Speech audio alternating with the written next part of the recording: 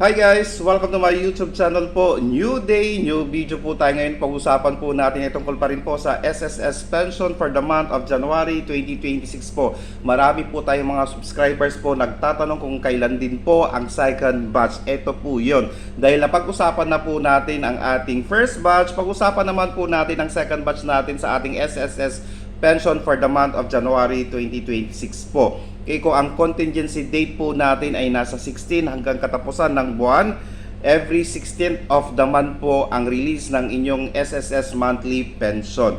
Minsan po, napapaaga po ito ng 15. Depende na po kung may naka-weekends or holidays po. Dahil ngayong January 2026 po, ang January 16 ay Friday. So, marirelease po siya ng mas maaga ng isang araw. Bakit po? Dahil may mga bangko po tayo na mas maaga pong nagre-release ng monthly pension.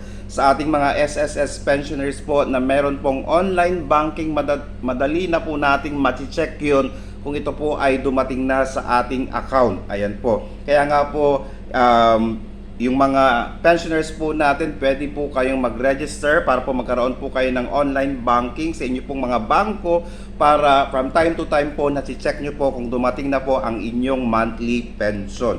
Kaya ulitin po natin, may possibility po na January 15 mapapaaga po ng 1 day ang inyong monthly pension dahil may mga bangko po tayo na mas maaga po talagang nagre-release ng inyong mga pension. Ayan guys, so check nyo po ang inyong ATM accounts by January 15. Sure na po yan. May mga bangko po kasi na nagbibigay ng mas maaga po or nagre-release ng mas maaga pong pension. Kaya sana po nakatulong po ako. Please do not forget to subscribe, like, and share para po lagi po kayong updated sa ating mga videos. Maraming salamat po and stay safe.